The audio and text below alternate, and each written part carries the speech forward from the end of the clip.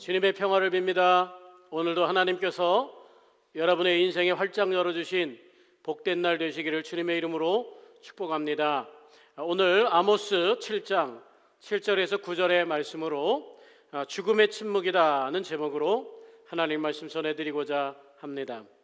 먼저 하나님의 말씀을 받들어 읽겠습니다. 아모스 7장 7절에서 9절입니다. 또 내게 보이신 것이 이러하니라. 다림줄을 가지고 쌓은 담 곁에 주께서 손에 다림줄을 잡고 서셨더니 여호와께서 내게 이르시되 아모스야 내가 무엇을 보느냐? 내가 대답하되 다림줄이니이다.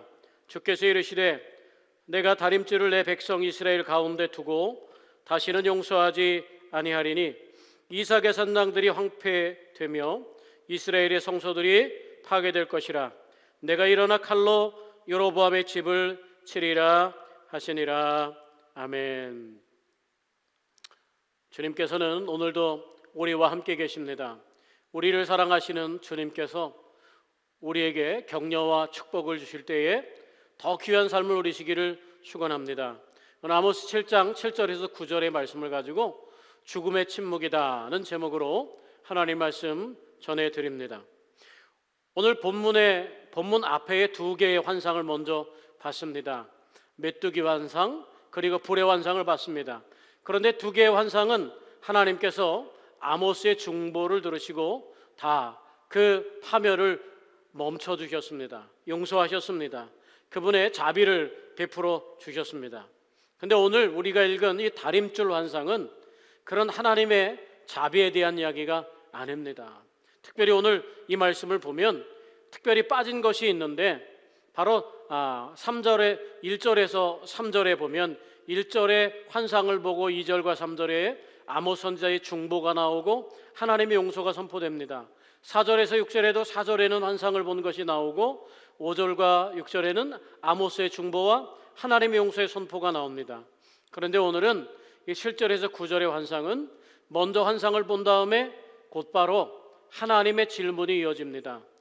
여기에 뭐가 없어졌냐 하면 바로 아모스 선지자의 중보가 사라져버리고 말았습니다. 그 중보가 있어야 될 그 순간에 하나님께서는 질문을 통해서 아모스 선지자의 중보를 아모스 선지자의 개입을 무너뜨려 버리고 맙니다.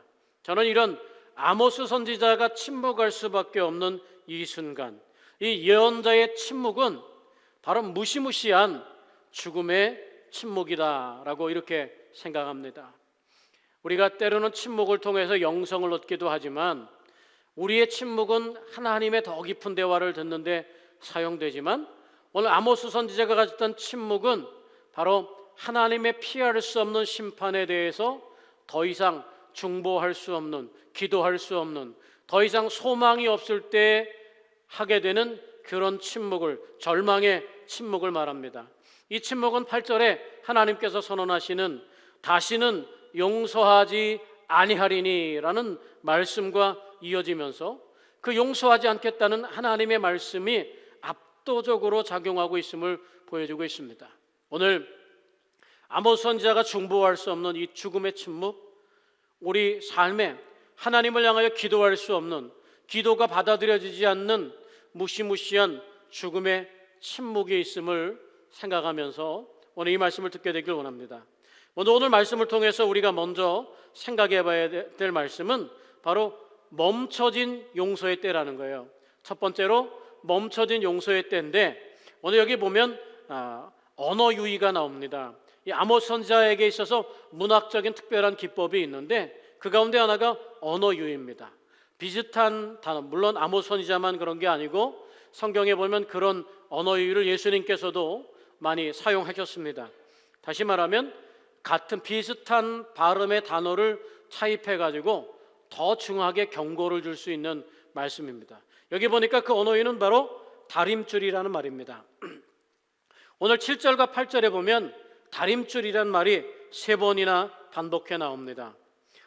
히브리 사상이나 헬라 세상에 3번이라고 하는 건 완전한 숫자를 말하지 않습니까? 베드로도 3번 용서해 주라고 그랬는데 내가 7번 용서해 주면 되겠습니까? 라고 완전의 폭을 넓혔음을 보게 됩니다. 이 다림줄이라는 단어가 3번 나옵니다.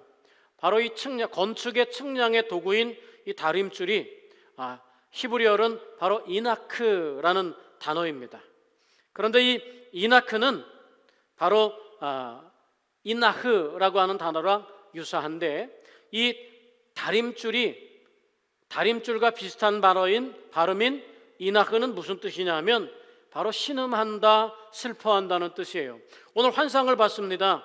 그런데 그 다림줄 환상을 봤다는 거죠. 다림줄의 환상의 언어가 슬퍼하고 또 신음하는 그 언어와 같더라라고 하는 거예요. 다림줄을 슬퍼하고 신음하는 하나님의 소리와 연관하고 있다는 거죠. 이 시각적인 오늘 환상을 통해서 이 시각적인 선포를 계속하고 있지 않습니까? 그런데 이 환상과 더불어 이 언어 유희를 통해서 청각적인 이나흐냐 이나크냐가 아니고 이나흐와 이나크가 같이 들려지도록 하는 그런 역할을 하고 있다는 거예요. 결국은 이나크, 다림줄이라고 하는 것은 이나흐라는 단어, 바로 신음한다, 슬피 운다라는 말입니다. 그런데 이 다림줄을 누가 가지고 있습니까? 바로 7절에 보니까 주님이 다림줄을 가지고 쌓은 담 곁에 주께서 손에 다림줄을 잡고 서셨더니 라는 표현이 있습니다. 바로 이 다림줄을 잡고 있는 분이 누구냐? 주님이라는 거예요. 근데 다림줄의 의미가 뭡니까? 슬퍼한다, 바로 또 신음한다 라고 하는 거예요. 주님이 슬퍼하고 신음하면서 다림줄을 잡고 바로 성벽 공사하는데 서 있다는 거예요. 이 말씀이 8절에 다시 용서하지 아니하라는 말씀과 짝을 이루고 연상시켜 줍니다. 하나님의 슬픔과 신음은 이내 어떻게 된다는 이야기입니까? 하나님의 신음과 슬픔인 다림줄은 이내 죄인의 슬픔과 신음소리가 될 것이라고 말씀하고 있는 거죠. 멈춰진 용서의 때가 있음을 보여주고 있습니다. 앞전에 2번의 환상에서는 바로 하나님의 용서, 정말 이스라엘을 향해서 야곱의 미약하오니 어찌서리까 하는 아모스의 중보를 들으신 하나님께서 용서했다면 오늘 아모스의 중보의 기회가 없어지고 거기 하나님께서 다림줄을 들고 서 계시면서 다림줄 바로 슬퍼하면서 신음하는 하나님의 모습을 보여주고 있습니다. 그래서 그 슬퍼하고 신음하는 하나님의 모습을 보면서 아모스에게 즉각 질문하는 겁니다. 아모스야, 내가 무엇을 보고 있느냐? 아모스는 다림줄이니이다 라고 대답합니다. 다시 말하면 아모스는 그 측량하는 도구입니다. 이거보다 하나님의 슬픔, 하나님의 눈물을 보고 있습니다 라고 말하는 거예요. 결국은 아모스 선지자의 이런 멈춰진 용서의 때, 죽음의 침묵을 보면서 아모스 선지자조차 더 이상 중보할 수 없는 때가 이르더라라고 하는 겁니다. 우리 하나님께서 끝까지 오래 참으시지만 끝까지 참으시는 것이 아니라는 것, 우리에게도 바로 우리에게 주시는 하나님 용서가 멈춰질 때가 있다는 것을 꼭 기억하며 살았으면 좋겠습니다. 하나님의 신음과 슬픔을 본 아모스는 바로 그래서 하나님 앞에 더 이상 중보할 수가 없는 거예요. 오늘 말씀을 통해 두 번째 우리가 생각해야 될 것은 하나님의 백성이 먼저 심판의 기준이 된다는 사실을 알아야 됩니다. 하나님의 백성으로 산다는 건 얼마나 좋습니까? 우리가 요한복음 5장 22절에 보면 예수님을 주로 고백하고 영접하는 자, 그 이름을 믿는 자들에게 하나님의 자녀가 되는 권세를 주셨지 않습니까? 그런데 거기 요한복음 5장 24절의 말씀에 그러한 사람들은 심판에 이르지 아니하나니 사망에서 생명으로 옮겼느니라 이렇게 말씀합니다. 우리가 하나님의 백성을 듣고 싶은 말은 사망에서 생명으로 옮겨졌다는 말씀, 그런 기대를 포함합니다. 그런데 만약에 그 하나님의 백성이 가짜라면 어떻게 되겠습니까? 오늘 이 말씀을 하고 있는 거예요. 하나님께서 그 백성들이 가짜라고 선포하고 있는 거예요. 하나님의 백성이 가짜라면 제일 먼저 심판을 받게 될 것이다 라고 하는 겁니다. 이 9절에 보면 이삭의 산당들이 황폐되며 이스라엘의 성소들이 파괴될 것이라 라고 말합니다. 진실 없는 종교 생활로 분주한 거짓된 예배를 정신없이 드리는 이스라엘 백성들에게 있어서 더 이상 종교 활동으로 분주할 일이 없도록 그것을 무너뜨리겠다고 하는 선언이 여기에 있는 겁니다. 잘못된 신앙생활, 거기에 먼저 측량하는 잣대가 되더라는 거죠. 믿지 않는 사람들이 아니라 믿는 사람들을 먼저 심판하시는 심판의 잣대가 된다고 말씀하고 있습니다. 8절을 유념해 보십시오. 거기에 이렇게 말씀합니다. 여호와께서 내게 이르시되 아모스야, 내가 무엇을 보느냐?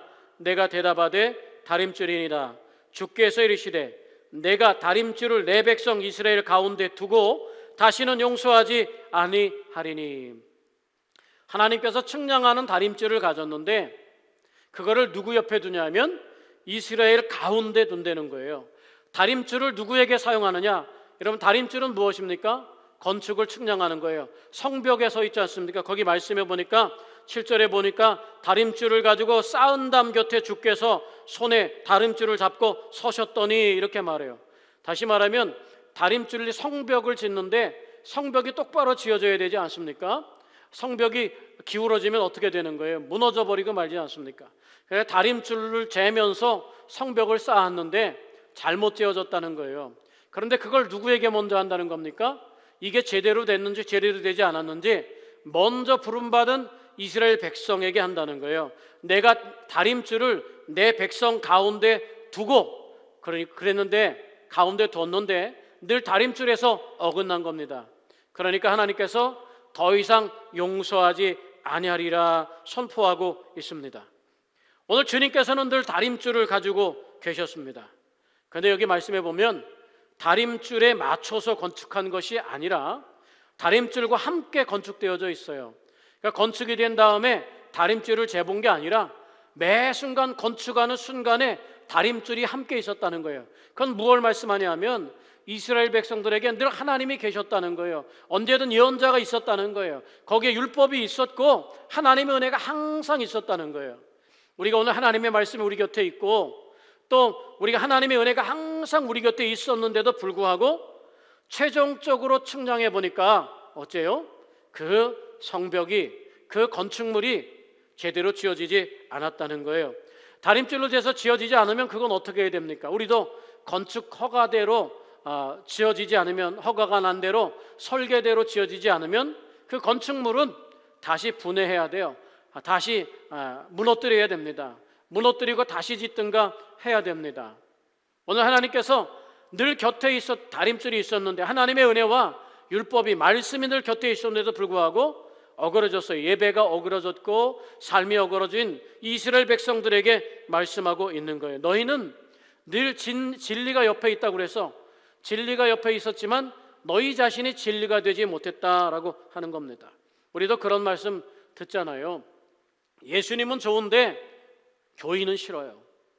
그게 무슨 말씀입니까? 교인이 예수님의 이름을 부르지만 예수님을 담아내지 못했을 때 가짜로 살기 때문에 예수님은 좋은데 교인이 싫은 거예요. 오늘 그리스도는 좋은데 한국 교회가 싫어, 이렇게 말하는 거, 예수 그리스도의 정신을 교회가 구현하지 못하기 때문이라는 거죠. 다림줄이 늘 곁에 있다고 그래서, 늘 교회에 머문다고 그래서, 늘 하나님의 말씀을 안다고 그래서, 찬양을 한다고 그래서 그게 진실이겠느냐를 우리는 물어봐야 됩니다.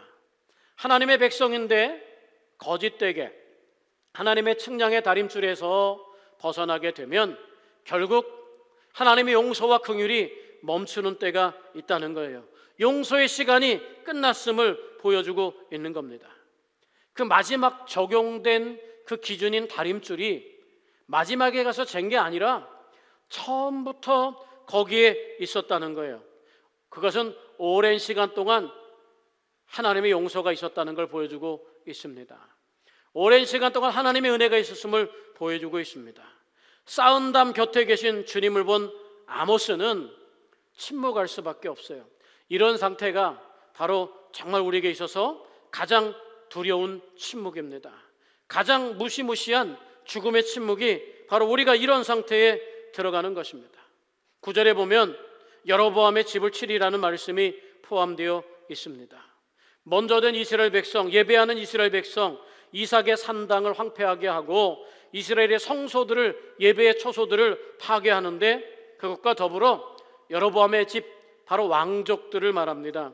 왕족들, 책임져야 될 왕족들이 먼저 심판을 받게 된다는 거예요. 누가복음 10장 31절에 보면 그런 말씀이 있지 않습니까?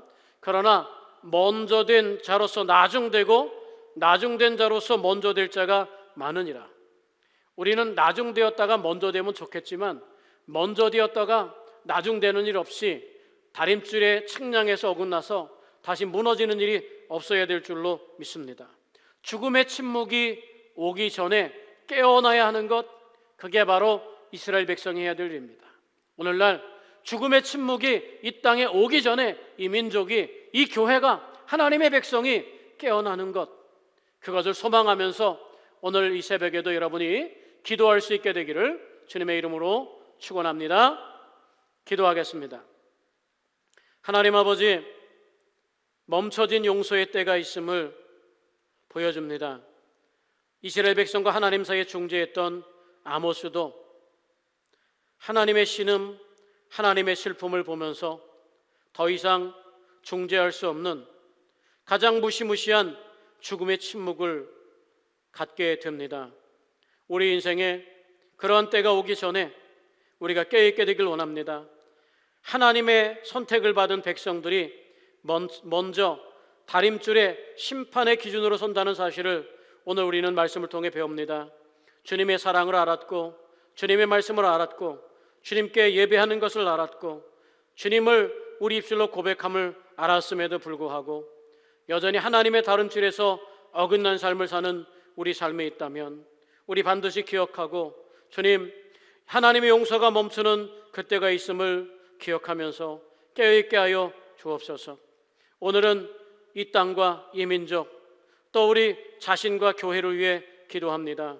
주님, 우리로 하여금 가장 무서운 침묵이 오기 전에 깨어있는 삶을 살도록, 그래서 이 땅 고쳐주시고 이 땅에 우리가, 이 교회가, 우리 가정이 바로 설 수 있도록 그렇게 우리가 하나님 앞에 간구하오니 주님, 우리와 동행하여 주옵소서. 이제는 우리 주 예수 그리스도의 은혜와 하나님 아버지의 지극하신 사랑과 성령의 감화하시고 감동하시며 내주하시고 교통하시며 역사하신 은혜가 아모스 선지자의 죽음의 침묵의 때를 생각하면서 오늘 우리에게 주신 은혜의 때, 말씀을 주신 때에 우리 삶을 헛되이 살지 않게 원하는 당신의 백성들의 머리 위와 가정과 생업과 삶의 터전 위에 이제부터 영원히 굳은 믿음과 은혜로 함께 하시기를 간절히 축원하옵나이다. 아멘.